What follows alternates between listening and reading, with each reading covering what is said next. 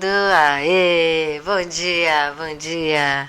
Como vai sua tia? Na Bahia, dentro de uma bacia, comendo melancia. Bom dia, galera, tudo bem? Estou aqui de volta hoje para darmos continuidade à leitura do livro A Carta aos Hebreus da Bíblia. E hoje é terça-feira, dia de falar de espiritualidade. Então, espiritualidade, religiosidade e tudo mais com relação a esse tema. E aí, é hoje, é hoje, é hoje. Hoje você não me escapa, hoje você não. Aí nós estamos com o nosso gatinho, porque toda bruxa tem o seu gatinho. Esse ficou bonitinho, né? Olha que olho verdão.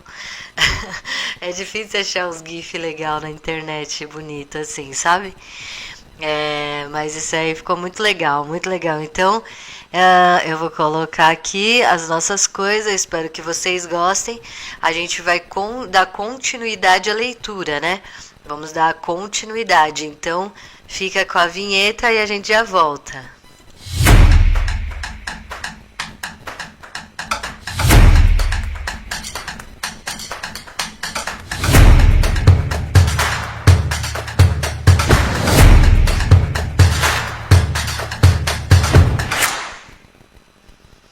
Aê, muito bem. Dessa vez foi certinho, né? Então, por que estamos lendo esse livro, né? A Bíblia, uma anarquista, anarcofeminista, radical, além de tudo, lendo um livro chamado Bíblia, que é tão... por quê, gente? Porque o objetivo do anarquista é lutar junto com a sua comunidade e criar o que? O socialismo libertário. E para criar o socialismo libertário, a gente não faz só com anarquistas, né? A gente faz com toda a comunidade. Então, é muitas linguagens e conforme a gente vai lendo a Bíblia, a gente vai percebendo coisas incríveis, como a Bíblia é anti-hierárquica, né? Ela não diz para você fazer uma igreja e nessa igreja ter pastor, padre, essas coisas todas. E aí, quando a gente descobre a verdade sobre as próprias religiões, a gente consegue conversar com as pessoas sem tirar delas a fé, porque a crença em si não tem o problema é quando isso interfere nas relações políticas das pessoas. E então a gente está lendo a carta aos Hebreus e a gente já descobriu um monte de coisa interessante, né? Olha que coisa, esqueci de fazer os negócios. Sei lá, Ariadne. Então a gente já descobriu o quê? Que, primeiro, a gente descobriu... Deixa eu ver se eu consigo achar aqui, peraí. Aí, é isso que eu queria. A gente descobriu que, primeiro, até agora a gente está lendo a carta aos Hebreus, foi escrito por uma pessoa que a gente não sabe quem, né? A gente não sabe quem escreveu a carta aos Hebreus. O escritor é anônimo. Só que ele está explicando a diferença do que é um sacerdote, né? A diferença de um sacerdote verdadeiro para os falsos. É isso que ele está fazendo na carta dos Hebreus. Ele está querendo dizer o que é um verdadeiro sacerdócio e qual que é o falso sacerdócio, certo? E aí é muito interessante, por quê? Porque se vocês repararem, a gente já está na parte da fé e esperança. E até agora, ele não falou assim que o sacerdote é todas as pessoas que dizem, todos os homens que se dizem perto de Deus. Não. Até agora ele falou que o sacerdote só teve um, que foi o Jesus Cristo, né? E Melquisedeque, né? Melquisedeque também. Então, ele fala, Melquisedeque e Jesus Cristo são os únicos sacerdotes, né? E o sacerdócio é o amor em Deus, é tudo, né? E aí a gente começa a perceber que tem alguma coisa aí, ué. Por que até agora a gente já tá na fé e esperança e em nenhum momento ele falou, olha, peguem a igreja de vocês, façam vários rituais que nem os judeus, Até agora ele não falou isso, pelo ao contrário, ele falou tudo ao contrário, ele está revoltado, por sinal, ele está bravo, né? Teve aquele momento em que ele disse, parem de tomar leite, vamos conversar que nem adultos, né? Então, a gente vê que, na verdade, ele está sempre contra as hierarquias sociais, as hierarquias religiosas. E aí os papas e esse pessoal da Igreja Romana, eles pegam e criam um sistema religioso que contradiz a carta aos Hebreus. E isso que é interessante, né? Por isso que daí as pessoas falam, mas Ari, a Bíblia, né? A Bíblia, principalmente o Novo Testamento, foi feita pela Igreja Católica, foi feita pelos romanos, né? Mas será que foi mesmo? Porque se a gente está lendo a carta aos Hebreus, que até agora não falou de papa, não falou de padre, né? Não era mais convincente eles pegarem pegar a carta aos Hebreus e colocar lá a hierarquia católica, né? Ou o princípio da hierarquia católica? Mas o que a gente vê é a não hierarquia. Ele falou aqui, ó, o sacerdote. Jesus nunca se chamou de sacerdote. Isso foi entregue a ele, essa nomenclatura foi dada a ele pelas pessoas por mérito de seus trabalhos, né? Diferente do que a gente vê na igreja, que muda o nome, né? Que muda o nome, mas é a mesma representação. Então, não se fala sacerdote, né? O papa é papa, não é sacerdote. Mas é a representação disso. Ele se dá esse nome, mesmo sem mérito, porque o mérito seria o sacrifício da vida, né? Digamos assim. Na verdade, nem é o sacrifício, é a doação para o próximo. Então, o que acontece? A gente até agora não viu que ele falou assim, ó, monta uma igreja, aí lá dentro vocês pegam e todo dia vocês têm que, todo domingo você tem que tomar o corpo e o sangue de Cristo. Nenhum momento ele falou que era para fazer isso aqui. Nenhum momento ele falou, olha, para você seguir a Jesus, você tem que pegar e molhar a sua cabeça, que nem João Batista fazia nos rios, daí você vai estar purificado. Ele não falou em nenhum momento isso aqui. Ele não falou, faça rituais. Aqui ele está falando, ajuda as pessoas em muitos momentos. Então, o que acontece? Isso é muito interessante. Se as pessoas abrirem os olhos, né? Aí, para nós anarquistas, vai ficar mais fácil. Em vez da gente pegar e, sei lá, destruir a igreja, entende? E as pessoas da comunidade ficarem desesperadas, pensando, meu Deus, vocês estão destruindo nossa igreja. É melhor a gente explicar para elas o problema da igreja, né?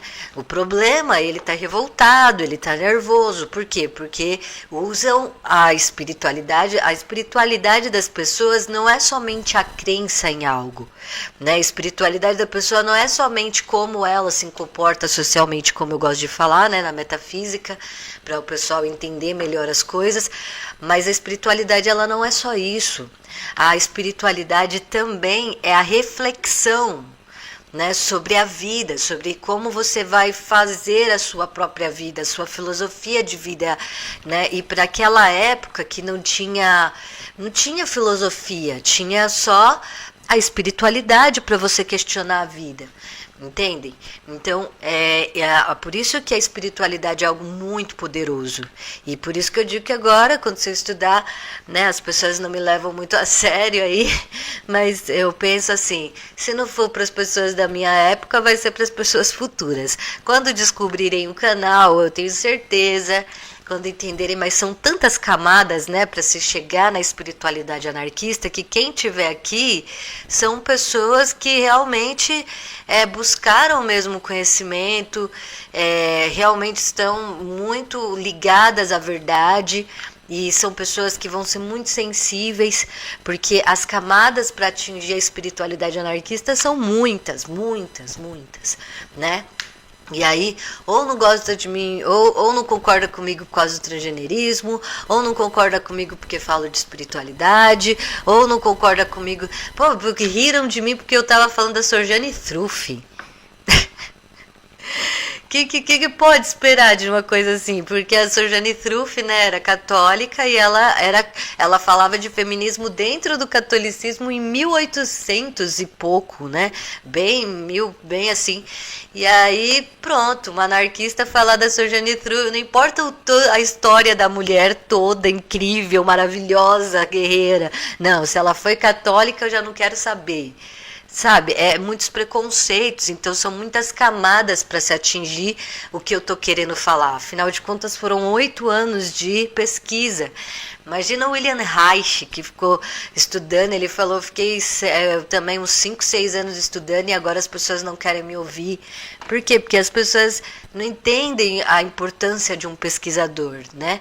Elas entendem a importância de jogador de futebol, de uma atriz global, mas ela não entende o valor das pessoas ao redor, né? Elas só vão conseguir entender o valor de alguém se essa pessoa ficar famosa, se essa pessoa atingir hypes e hypes de seguidores, né? E aí essas coisas todas. Infelizmente a gente está no mundo da selfie, né?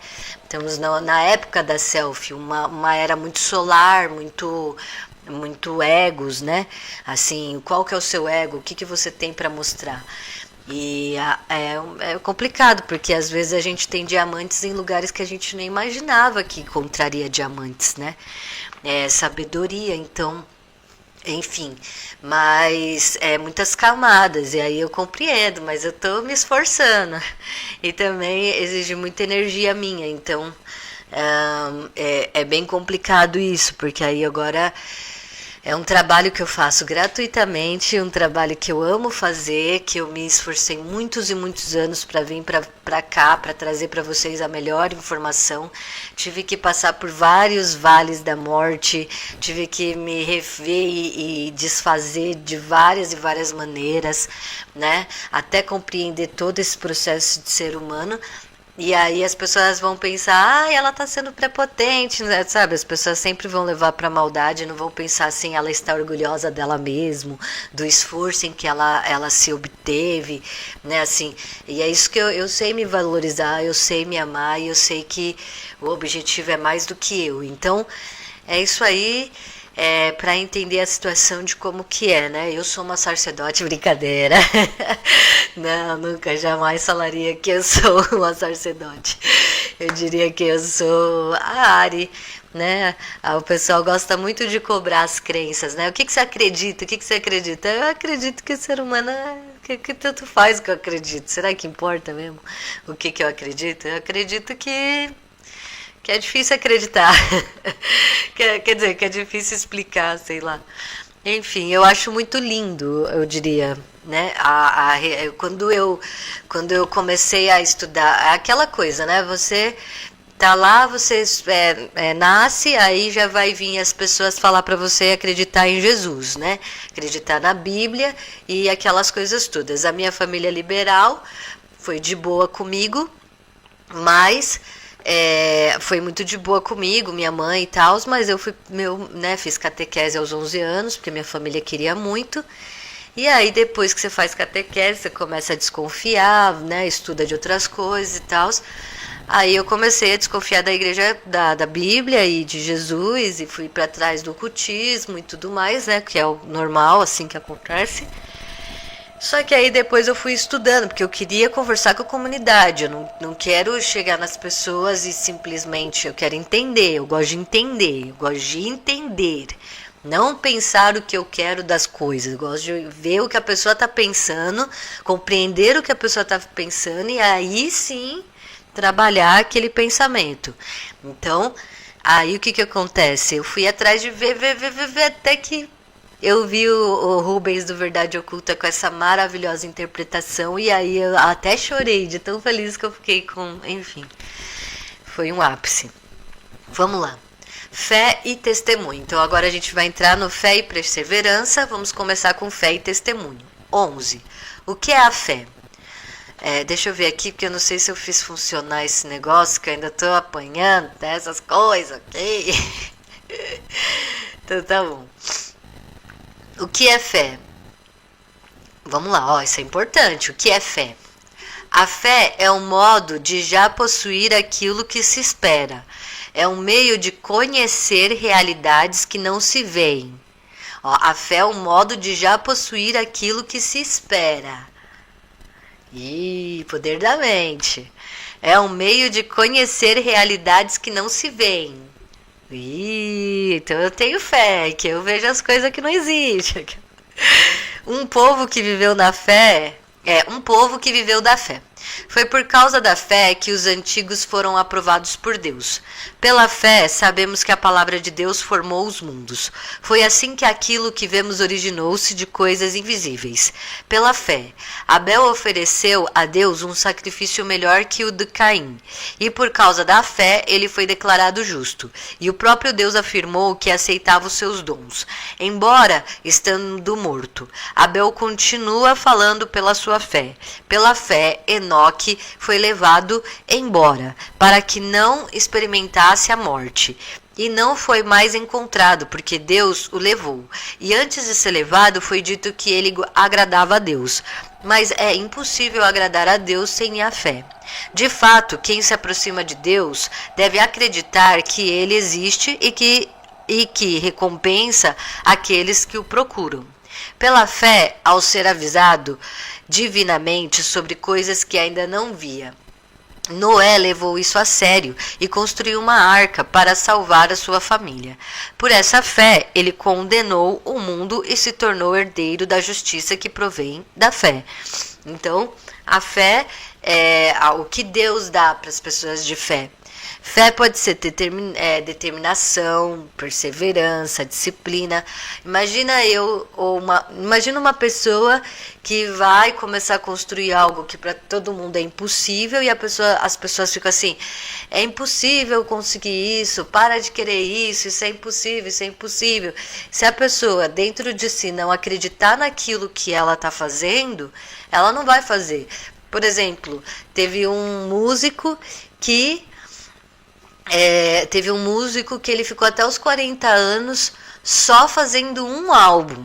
Mas o álbum de música dele, ele ficou fazendo várias pesquisas, trabalhou em cima do álbum bastante, e aí passou fome, passou situações de complicação, ninguém levando ele a sério. Quando ele conclui a obra e leva, a obra explode e vira um fenômeno, né? Então, ele precisou ter o quê? Fé nele mesmo, ele precisou acreditar em si, ele precisou depositar uma esperança. É aqui que ele está querendo dizer isso, né? Tenha fé, se você tiver fé em Deus, né, que seria assim, fé nas suas possibilidades. Imagina assim, naquela época não era falado desse jeito, as pessoas tinham que fazer o que os fariseus diziam, senão apanhava. Aqui ele está falando, não, mas tenha fé em você, né, que Deus vai te guiar, você não está sozinho. Né? Então seria isso que ele está querendo dizer. Só que a gente tem que tirar a visão da nossa modernidade para colocar no texto que é de mais de 2000 anos atrás, entendeu? Por isso que eu falo, ler textos antigos é mais difícil do que ler os atuais. Por quê? Porque a gente fica querendo colocar os estigmas da nossa atualidade dentro dos textos que eram do passado. E isso foi uma condução feita pela igreja.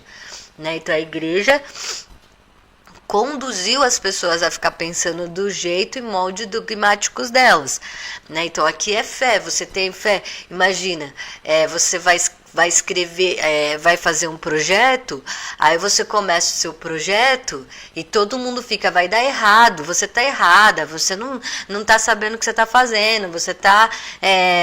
E aí o que acontece? Você tá lá sem dinheiro, você tá lá, todo mundo tá se divertindo e você tá se matando num projeto que você não sabe nem se vai rolar, né? Com as pessoas desconfiando de você, às vezes as pessoas são até maldosas, certo? É verdade, às vezes você está fazendo o seu projeto, você está criando e a pessoa está falando para você, olha, tá vendo? Olha como é que eu tô me divertindo enquanto você está aí se matando. Olha como é que eu tô legal, tô feliz aqui bebendo, curtindo na noite, enquanto você tá aí mais uma noite de final de semana, em vez de você ir passear, você tá lendo livro. Né? Mais um final de semana que você podia estar assistindo um filme aconchegado, assim, recebendo um carinho na cabeça, mas você está preferindo ficar aí se matando em fazer um projeto que você não sabe nem se vai dar alguma coisa. né? Então, aí encontrar pessoas ainda que apoiam as pessoas que têm projetos é difícil também. Então, é disso que ele está falando. Tenha fé no processo, que você vai ser recompensado, né? E aí a recompensa, bem, é só, se não for nessa vida, é na outra, né? Então, imagina, por exemplo, Pestalozzi. Pestalozzi, ele fez... É um bom exemplo até. O Pestalozzi foi um professor, né, de 1700, que ele teve a perca de um filho dele, e aí o que acontece? Ele era muito agressivo com o filho dele, ele era durão, né? E aí o filho dele, com medo dele, saiu correndo, caiu no rio e faleceu. Nessa, o Pestalozzi, que é um professor, né, ele começa a perceber que a educação violenta é perigosa. Você educar o seu filho de forma agressiva, né, era um perigo. Então ele percebeu por quê? Porque ele perdeu o vínculo de confiança com o filho dele a partir do momento em que ele colocava de castigo, que ele gritava, né? E aí ele foi e tenta de tudo um financiamento para tirar as crianças da rua. Olha que lindo. E ele se esforça, a elite zoa com a cara dele, poucos amigos incentivam, aí ele tenta ficar propagandeando uma escola pública, mostrando que as crianças pobres poderiam ser grandes funcionários para a elite futuramente, né? Então, aí o que acontece? As pessoas vão zoando com a cara dele, zoando, até que ele monta a escola e ele faz a escola acontecer. Eu acho que a escola durou 3 anos somente.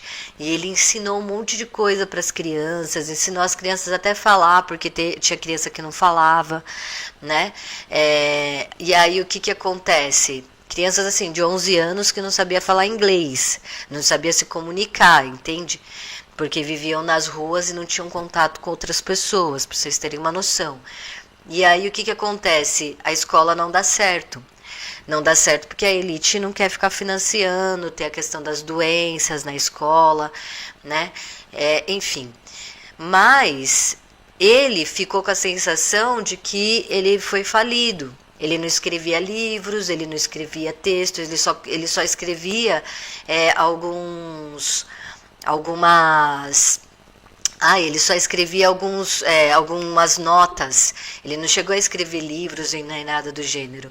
Só que, olha que interessante, o trabalho dele foi tão incrível que até hoje a gente fala dele. Que o trabalho dele deu base para a construção de todas as escolas públicas, praticamente do mundo inteiro, né? O trabalho dele é valorizado até hoje. Então, às vezes você faz um trabalho que você não vai, você talvez não veja na sua vida repercutir. E você pode até ficar com a sensação de falido, de fracassado. Mas na realidade você fez algo incrível, que ficou por anos e anos a fio e salvou milhares de pessoas. Entende o que eu quero dizer? Então, a questão não desista dos seus sonhos, não desista, tenha fé no que você está fazendo, se você tem o coração puro, né? Isso que ele está querendo dizer, fé em Deus. O que significaria isso? Ter pureza no seu coração, de que o que você está fazendo é algo importante, é algo que vai ajudar as pessoas, que vai trazer mais sensibilidade, que vai trazer uma verdade, né?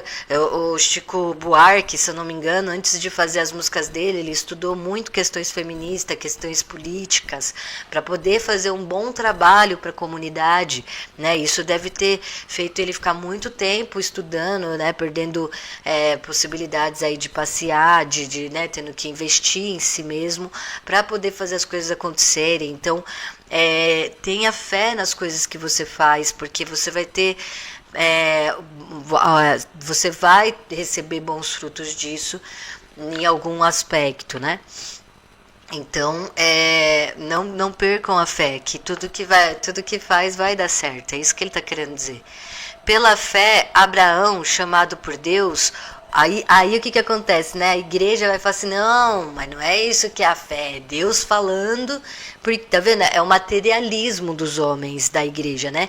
Para eles, Deus pega a pessoa e fala no ouvido dela com uma voz material: alô, Ariadne, vá fazer tal coisa que eu estou mandando.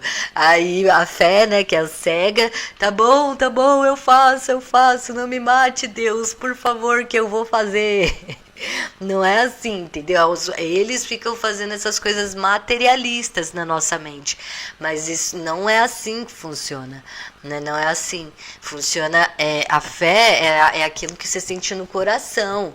Tipo assim, eu vou ajudar as pessoas que têm leprose, são leprosas. Isso não significa que você não que você está imune de pegar a doença, que Deus vai te colocar e você vai ajudar os leprosos e não vai ficar doente, né? Você está se colocando em risco, muitas coisas podem acontecer, mas você tem fé de que essa missão vai ajudar as pessoas e que isso agrada a Deus. O amor, a fé não é uma assombração falando no seu ouvido, ou aparece uma luz do céu fantástica e aí você vê Deus lá dentro.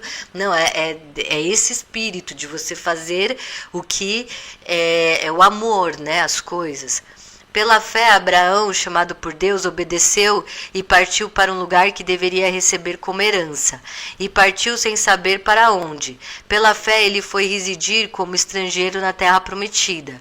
Morou em tendas juntamente com Isaque e Jacó, que também eram herdeiros da mesma promessa. Abraão esperava a cidade bem alicerçada, cujo arquiteto e construtor é o próprio Deus. Foi pela fé que também Sara, embora sendo velha, se tornou capaz de ter uma descendência, pois ela acreditou em Deus, que lhe havia prometido isso. Assim, de um só homem, que estava praticamente morto, nasceu uma descendência tão numerosa como as estrelas do céu, e tão numerosas como os grãos de areia da praia do mar. Todos eles morreram na fé. Não conseguiram a realização das promessas, mas só as viram e saudaram de longe, e confessaram que eram estrangeiros e peregrinos sobre a terra. Falando assim, eles demonstraram que estavam em busca de uma pátria. Se eles estivessem pensando que essa pátria era aquela de onde tinham saído, teriam a possibilidade de voltar para lá. Mas não, eles aspiravam por uma pátria melhor, isto é, a pátria celeste. Por isso, Deus não se envergonha de ser chamado de Deus deles. Na verdade, Deus preparou uma cidade para eles. Pela fé, Abraão, colocado à prova, ofereceu Isaque, e justamente ele, que havia recebido as promessas, ofereceu seu único filho, do qual fora dito: em Isaque você terá uma descendência que levará o nome de você mesmo. De fato, Abraão pensava que Deus é capaz de ressuscitar os mortos. Por isso, Abraão recuperou seu filho, e isso se tornou um símbolo.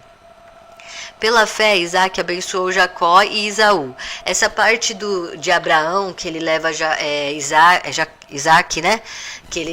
Aqui ele está falando daquele momento em que Deus fala assim: pega o seu filho e me dá de sacrifício. Lembra? Deus fala assim para Abraão, né? Pega o seu filho e me dá de sacrifício.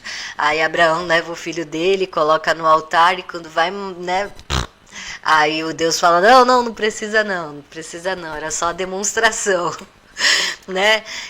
Na verdade é um símbolo, pelo que eu entendo, um símbolo de sacrifício, que Deus estava querendo mostrar: eu vou dar o meu filho, né, para salvar a humanidade, para você entender a dor, né, para o ser humano entender a dor e o simbolismo que vai ser para mim. É sempre assim, é o diálogo, né, e a representação de toda a questão religiosa dentro disso, né? Mas ele não chega a precisar matar o filho dele, nem nada do gênero, e para Abraão ele iria ser salvo depois, né?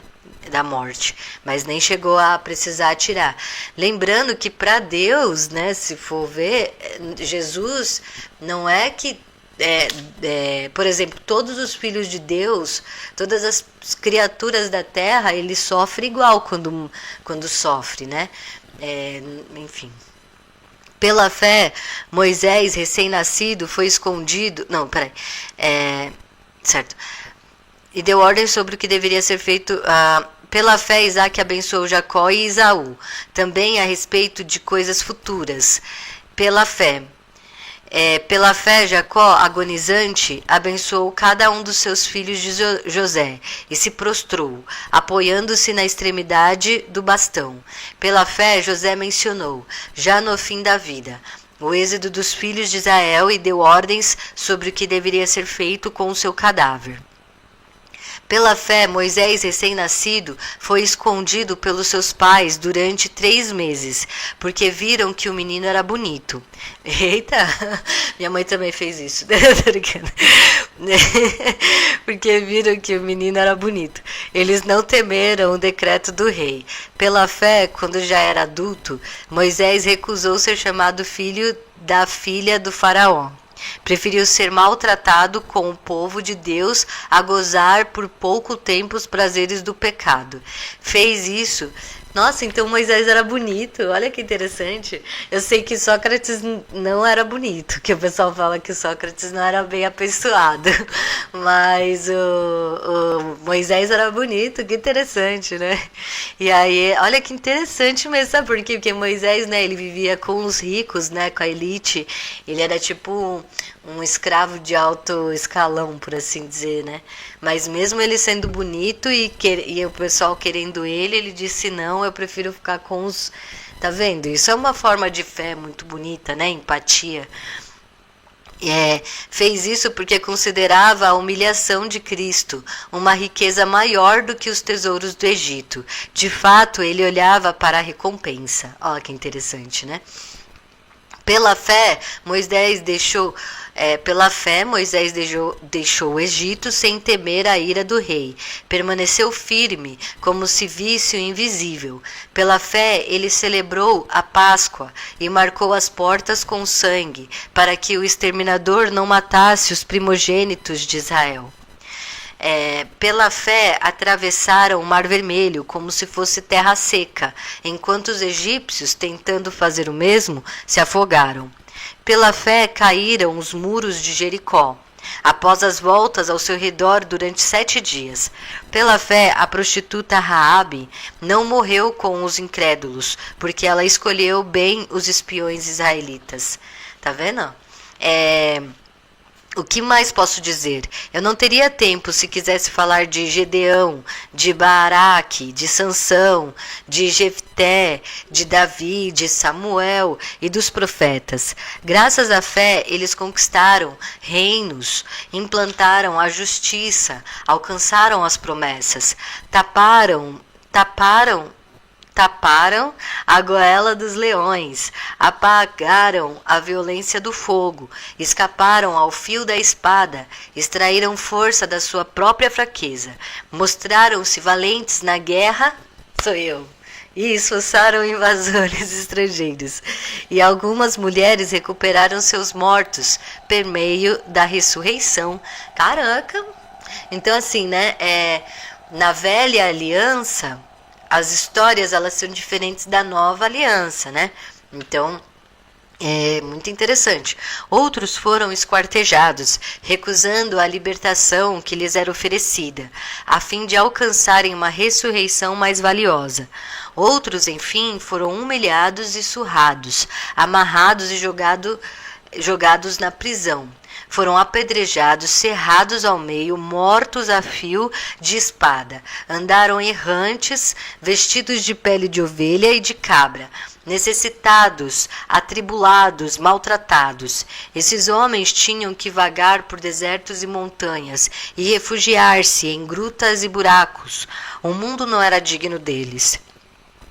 Todos eles foram aprovados por Deus por causa da fé que tinham, mas nenhum deles alcançou a promessa. Deus preparou para nós algo melhor, a fim de que, sem nós, eles não obtivessem a perfeição. Então veja, né? Aqui ele está querendo mostrar que não é porque você está na fé em Deus que os homens não vão ser ruins com você. Ou, por exemplo, Malafaia tem a teoria da prosperidade. né? Aí ele vai falar que se você acreditar em Deus, Deus vai te fazer rico, vai te fazer próspero, né? Que Deus vai fazer com que você ganhe milhões e milhões de reais. Gente, ó, eu tô aqui com o chat. Se alguém falou comigo, eu peço desculpa porque não tá aparecendo nada pra mim, tá?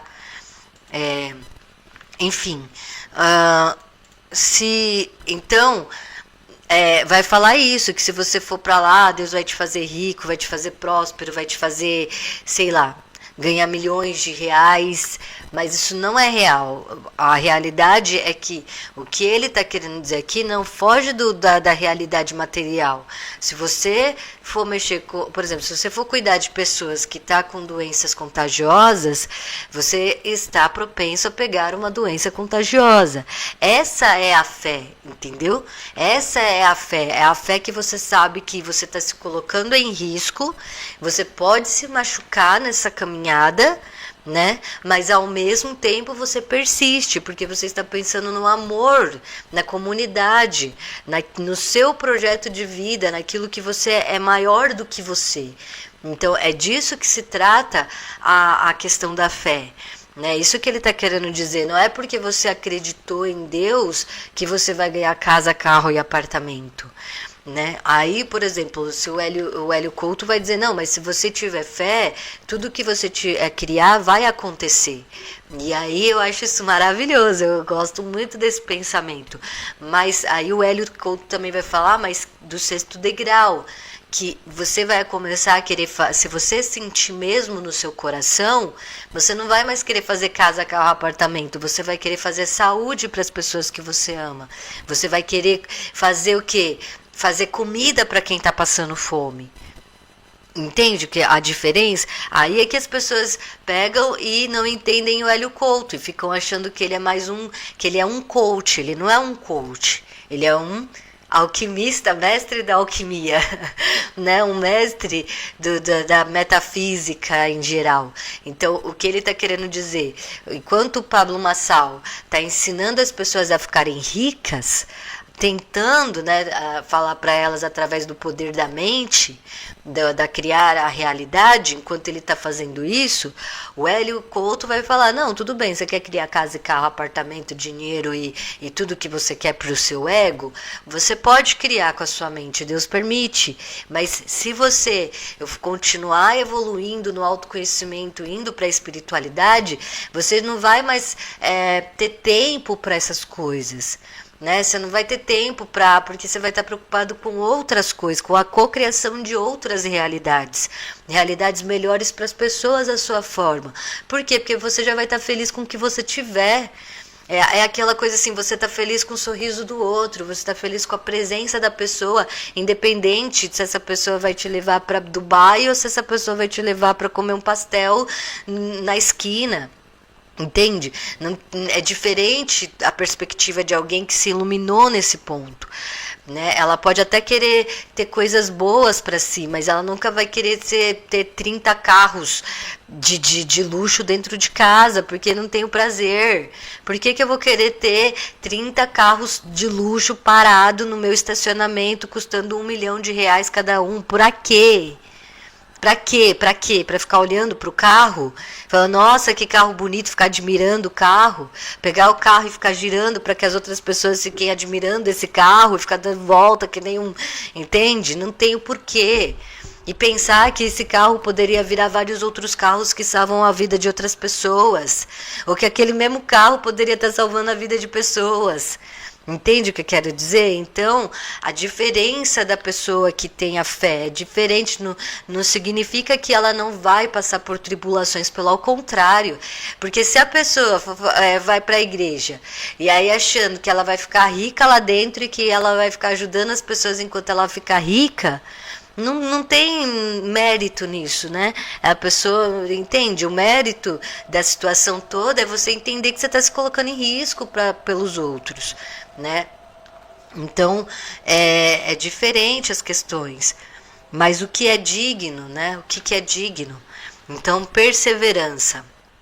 Mas eu acredito que, sim, você cria a realidade com a sua mente, Você pode ficar, ao mesmo tempo em que você pode ser feliz, tipo assim, criar riquezas, você também pode ajudar pessoas nessas riquezas que você cria, né? Com certeza, não precisa, pode ter um equilíbrio entre você cuidar do seu ego e daquilo que você gosta, ao mesmo tempo ajudar as pessoas. É o que eu faço, né? Eu vou tentando entrar nos equilíbrios, mas aqui ele está querendo dizer algo além, né? É a fé. Então, o título é Fé e Testemunho. Então, ele está dando os testemunhos das pessoas do passado, da velha aliança. 12. Olhos fixos em Jesus. Portanto, estamos rodeados desta grande nuvem de testemunhas. Imagina se a gente chega para uma pessoa e fala, olha, Deus não existe, a pessoa ela tem medo de estar sozinha. Aí você diz, Deus não existe e você vai ajudar as pessoas e pode ser que tudo que você fez não valeu de nada e também você pode ser lascado durante a caminhada. Será que isso motiva as pessoas a quererem ir fazer as coisas? Então, aqui é claro que para uma pessoa que é ateu, tá, tudo bem, eu vou fazer porque é por mim mesmo amor à sociedade, né? Mas para a maior parte das pessoas, elas precisam ter alguma coisa que assegure a fé delas, né? Então, aqui o que assegura a fé das pessoas é a crença em Deus. Então, acredita em Deus, faz as coisas, mesmo que você se estrupicar no caminho, vai valer a pena. Aí dá vontade de fazer, né? Aí a pessoa fica, então eu vou, ela se inspira, né? Porque ela precisa, digamos, pode até ser chamada de bengala, não? Como é que chama? De apoio, né? Não sei, enfim. Mas é mais ou menos isso que é o caminho. Diferente do que os pastor, padre fala, acredita em mim que vai dar certo. Ele não fala acredita em Deus. Porque se ele falar que acredita em Deus, aí você não vai pagar mais dízimo, porque você vai estar pagando as pessoas diretamente, digamos assim. Portanto, estamos rodeados desta grande nuvem de testemunhas. Deixemos de lado tudo que nos atrapalha e o pecado que se agarra em nós. Corramos com perseverança na corrida, mantendo os olhos fixos em Jesus, autor e consumador da fé, em troca da alegria que lhe era proposta. Ele se submeteu à cruz, desprezando a vergonha, e se assentou à direita do trono de Deus, para que vocês não se cansem e não percam o ânimo. Ânimo é algo muito importante para a espiritualidade. Ânimos, né? É uma filosofia da metafísica esotérica e também da metafísica existencial. Essa palavra nos leva a refletir sobre muitas coisas. Pensem atentamente em Jesus, que suportou contra si tão grande hostilidade por parte dos pecadores. Deus nos trata como filhos. Vocês ainda não resistiram até o derramamento do sangue na luta contra o pecado e já se esqueceram da exortação que lhes foi dirigida como a filhos. Meu filho, não despreza a correção do Senhor e não perca o ânimo quando for repreendido por ele, pois o Senhor corrige a quem ele ama e castiga quem aceita como filho. Em vista da educação é que vocês sofrem. Deus trata-os como filhos. Então, lembra aqui que a gente não está falando de um anarquista, tá, gente? E nem de uma pessoa libertária que estudou todas as coisas, né? Somente quem era Jesus só é Jesus. Então, Davi é Davi, Jesus é Jesus, Paulo é Paulo, Pedro é Pedro, né? Então, aqui ele está querendo mostrar, né? Ele está querendo dizer assim, não se Deus te corrigir na sua caminhada, que, por exemplo, eu fui muito corrigida, né? Eu me autocorrigi em vários momentos que eu fui percebendo que eu estava errada, né? Aí o que acontece? A pessoa ela é corrigida, ela fica bravo com quem corrigiu e não atenta a se renovar, né? A se melhorar. Então, isso é o que eu mais vejo. A pessoa, aí às vezes a pessoa fica a pessoa vê que a outra estava certa, que a correção que a pessoa deu nela era importante para ela, mas não dá o crédito para outra porque fica com raiva de quem corrigiu e dá o crédito para outra coisa, outra pessoa e outra situação porque não quer que, entendeu? Então as pessoas ficam com raiva de quem corrige elas, mas o certo era as pessoas agradecerem quem está corrigindo elas, né? Nossa, meu Deus, eu estava errada, realmente, obrigada por não me deixar no erro, né? Deveria ser assim, mas não, as pessoas elas ficam, mas você não falou com carinho, então você não fez certo, entendeu? As coisas assim.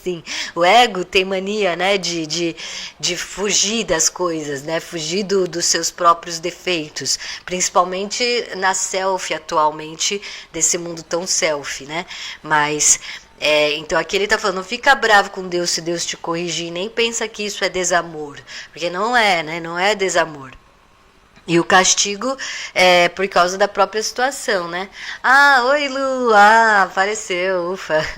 Eu tava meio assim de achar que tava aparecendo ou não. Bom dia, Lu, bom dia. Já tô acabando essa live aqui, mas meio-dia eu vou começar da Helena Blavatsky também, tá? Obrigada por aparecer, Lu. Você é maravilhosa. Então eu já tô terminando aqui, eu vou só até endireitar os caminhos, aí eu já acabo. É o livro da Bíblia Sagrada, né? Então vamos lá. Então seria mais ou menos assim, né? O castigo, essas coisas, não é pra ficar bravo com a pessoa que te corrige, mas agradecer quem tá te corrigindo, né? E isso daí já me aconteceu várias e várias vezes. Eu já tô até acostumada de não receber o mérito das pessoas quando eu... Enfim... E eu tento dar o mérito para todas as pessoas, por isso que eu gosto muito de estar atenta, se me mandar um documento, alguma coisa para ver, assim, um estudo, um documentário e tudo mais, sabe? Aí eu gosto. É que eu não vi a notificação, então, eu também não... Eu não...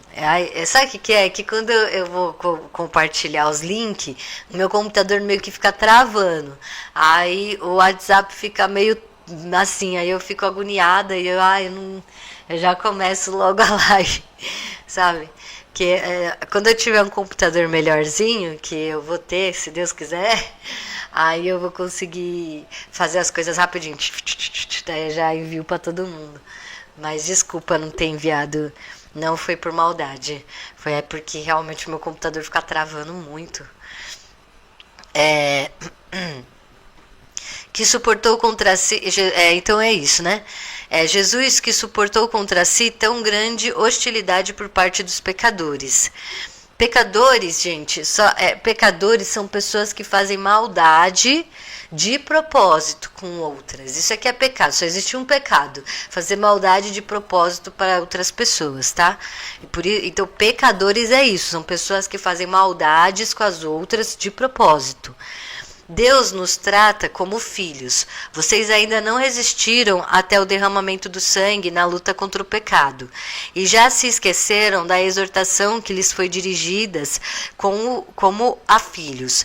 Meu filho, não despreze a correção do Senhor e não perca o ânimo quando for repreendido por ele, pois o Senhor corrige quem ele ama e castiga quem aceita como filho. Em vista da educação é que vocês sofrem. Deus trata-os como filhos. E qual é o filho que não é corrigido pelo pai? Pelo contrário, se vocês não são corrigidos, como acontece com todos, então vocês são bastardos e não filhos. Ademais, tivemos nossos pais humanos como educadores e os respeitamos. Será que não devemos submeter-nos muito mais ao Pai dos Espíritos para termos a vida? Então, assim, quando castigo, não é para castigar a criança, não, tá? Não é nem para castigar, é só corrigir, é você explicar a situação. Castigar não é bater, castigar não é dar uma punição para a pessoa, tá? Não castiguem seus filhos, não façam isso, né? Mas corrija, conversa, sempre conversa no amor e tudo mais. Vocês, né, as pessoas não são Deus. Deus pode fazer o que ele quiser, ele é Deus. Nós da terra, nós temos que ter amor, carinho e respeito pelos processos um dos outros, tá? Então não vai sair castigando as pessoas como se você fosse Deus, porque as pessoas, como eu falei, né? As pessoas lêem a Bíblia e elas são materialistas na mente, e aí a pessoa lê isso aqui e vai achar que é para bater nos filhos, né? Eles usam de desculpa, vocês acreditam? É verdade, mas não façam isso. Então, é o modo dele falar de uma época dele. Será que não devemos submeter-nos muito mais ao Pai dos Espíritos para termos a vida? E aqui é que a Igreja Católica se aproveita. É aqui que as igrejas aproveitam. Eles falam, então é para obedecer ao Pai? Quem é o Pai? Quem é Deus? É a igreja, então obedece seu pastor. Entendeu? Mas não é isso. A obedecer submeter-se ao Pai, a Deus, é amar o próximo, é cuidar um dos outros, né? É fazer o propósito de vida, que é contribuir com a sua comunidade. É disso que se trata. É a fé e a perseverança daquilo que ele já está falando desde o começo, né? Pega o contexto da história. Por quê? Porque a igreja ensinou a gente, né, de forma bem satânica, mas é verdade, gente, eu tô mentindo não, de ficar recortando frases, né? Então, por exemplo, eu tô lendo para vocês o que o Carta dos Hebreus disse do começo ao fim. Eu não vim aqui falar, olha, gente, a igreja, os sacerdotes falsos porque no versículo 5, capítulo 2, ele disse isso. Não, não é assim que lê a Bíblia. Quem lê a Bíblia assim é a Babilônia, né, que quer confundir a nossa cabeça, então ficar retirando frases de contexto e depois lançando elas. Eu poderia fazer isso se eu quisesse, mas não é assim que lê as coisas. Você pega, lê frase por frase e tenta entender o que a pessoa falou. Aí você tenta ver o que a pessoa falou, aí você discute o que ela disse. E não ficar deduzindo o que a pessoa falou, entende o que eu quero dizer, né? Porque a gente vive numa sociedade que as pessoas estão assim. Elas não querem ler e entender a outra. Ela quer já quer discutir, já quer contradizer sem nem entender. Então, não caiam nessa ideia desses pastores, padres que ficam retirando frases e coisas da Bíblia sem, né? Não, tem que ler tudo e aí você vai entender a pessoa, né? Senão não tem dignidade mental, não tem dignidade de estudo, né? Tem que ter dignidade no que a gente faz. Nossos pais humanos, por pouco tempo, nos corrigiam como melhor lhes parecia. Deus, porém, nos corrige para o nosso bem, a fim de que sejamos participantes da sua própria santidade. Na hora, qualquer correção parece não ser motivo de alegria, mas de tristeza. Porém, mais tarde, ela produz um fruto de paz e de justiça naqueles que foram corrigidos. Por isso, levantem as mãos cansadas e fortaleçam os joelhos enfraquecidos. Endireitem os caminhos por onde terão que passar, a fim de que o aleijado não manque, mas seja curado. Entende? Então é disso que está tratando. Por isso que não é para castigar, porque Deus vai estar te corrigindo para você ajudar outras pessoas, vai estar te corrigindo para que você seja, né, um apoio para aqueles que não têm apoio. Então, não é corrigir no aspecto de te castigar, de te maltratar, que nem seria a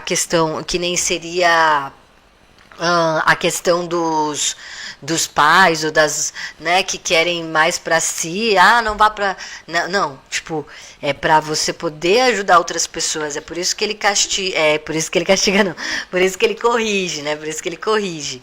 Então, por exemplo, a pessoa tá com muitos vícios e aí esses vícios atrapalham a pessoa de ajudar as outras.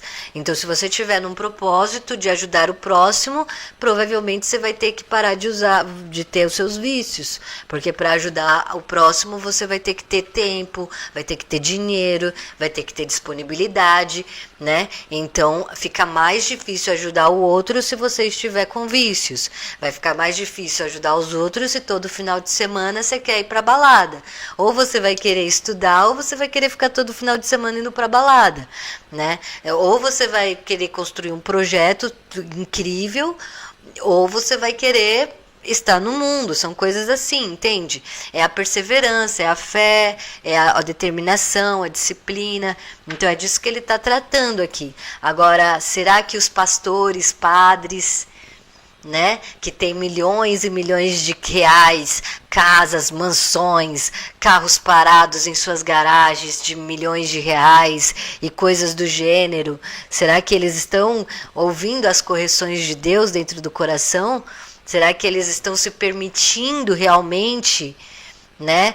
É impossível uma pessoa ter milhares de carros dentro da garagem, na minha opinião, e ao mesmo tempo ajudar outras. Na minha opinião, assim, não tem como. Ou a pessoa ela ajuda as outras, ou ela tem carros milionários dentro da garagem dela. Eu não acredito em pessoas que têm carros milionários na garagem e ao mesmo tempo têm bom coração. Sinceramente, isso não me entra na mente. Então, será que eles estão se permitindo corrigir-se? Aí fica a ideia. Bem, muito obrigada, pessoal. Já é 11h01, daqui a pouco eu volto, meio-dia, para ler Helena Blavatsky, né? Tá intenso essas leituras, tá intenso esse trabalho. Eu não sei quanto que eu vou conseguir, porque em breve eu vou estar trabalhando e aí os meus horários vão ficar diferentes. Mas enquanto eu estiver aí, eu tô aí. Então, até mais. Obrigada pela atenção. Lembrando que eu não tô querendo converter ninguém, tá? Pra acreditar em Deus, em Messias e coisas assim. Eu tô mostrando pra vocês a realidade da história, que a gente não sabe, entendeu? Uma coisa é você ir contra a igreja por causa de coisas que você sabe. Outra coisa é alguém chegar e falar, olha, tem uma visão diferente disso aqui. Entende? Aí a gente vai trabalhar essa visão diferente. Então, não é, eu tô falando para vocês acreditarem em Deus ou não acreditar, né? Eu tô querendo dizer para vocês que como é que é? Há mais entre a terra e o céu do que nossa vã filosofia.